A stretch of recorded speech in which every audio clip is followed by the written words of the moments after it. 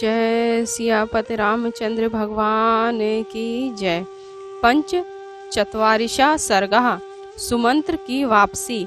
अनुज्ञातः सुमंत्रो अथ योजित्वा हयोत्तमान् अयोध्यामेव नगरी प्रयो गढ़दुर्मनः। श्री राम से आज्ञा पा सुमंत्र उत्तम घोड़ों को रथ में जोतकर अत्यंत उदास हो अयोध्या नगरी की ओर चल दिए। ततः सयाहस्मय द्वितीय हनि सारथि अयोध्यान समनुप्राप्य निरानंदान ददर्शः। श्रृंगवेरपुर से प्रस्थानित होकर दूसरे दिन सायकाल सुमंत्र आनंद रहित अयोध्या नगरी में पहुँचे। सुमंत्रम भ्यान्तम तम सतशो अथ सहस्त्रशः कव राम इति पृच्छतः सूतम भयद्रावनरः। सुमंत्र को नगर में आया देख सैकड़ों सहस्त्रों नागरिक सुमंत्र की ओर दौड़ पड़े और उससे पूछने लगे, श्री राम कहाँ हैं? तेषां शंससः गद्यः महापुच्छ्यः राघवम् अनुज्ञातो निर्वितो अस्मि धार्मिकेण महात्मना। सुमंत्र ने बताया कि गंगा के तट पर पहुंचकर जब धार्मिक महात्मा राम ने मुझे लौटने की आज्ञा दी तब मैं यहाँ आया हूँ। ते तीर्णा इति विज्ञाय वाष्पपूर्ण मुखः जनः अवधिगति निश्वस्य हा रामेति च चुक्रुषु। श्री राम को गंगा पार उतरा जानकर अश्रुपूर्ण मुख अयोध्यावासी अहो धिक्कार ऐसा कहते हुए दीर्घ श्वास लेते हुए हा राम कहकर विलाप करने लगे। शुश्राव च वच सतेषां वृंदन च तिष्ठताम हताः स्मः खलु ये नेह पश्याम इति राघवम।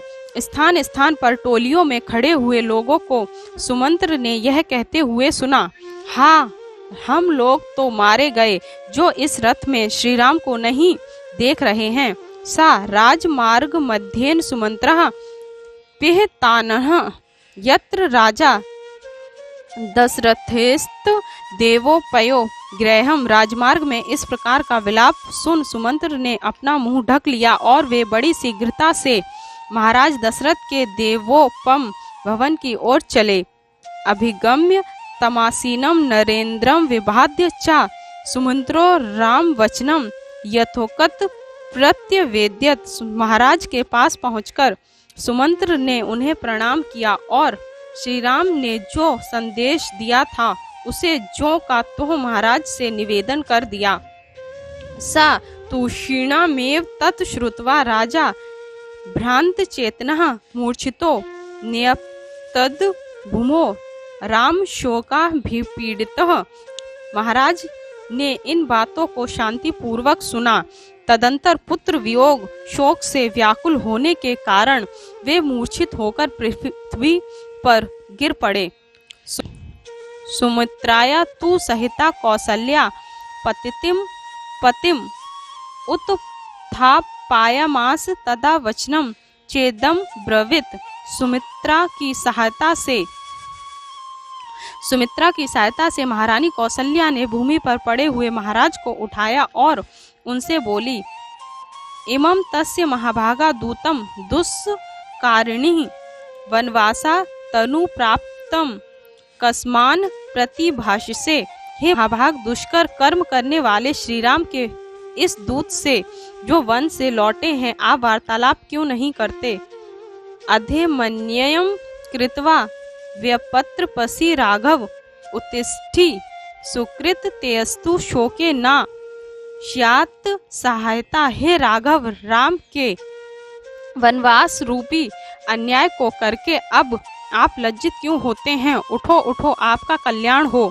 अब इस शोक से कोई लाभ नहीं। देव यस्यः भयाद्रामम ननु पृच्छसि सारथिम निह तिष्ठति केकई विस्त्रबद्ध प्रतिभाष्यताम। हे देव, जिसके भय से आप सुमंत्र से राम विषयक वार्तालाप नहीं कर रहे हो वह केकई यहाँ नहीं है, अतः आप निशंक होकर बातचीत करें। सा तथोकत्वा महाराजम कौसल्या शोक लालसा धारण्याम निपताशु वाष्प विलुप्त भाषिणी।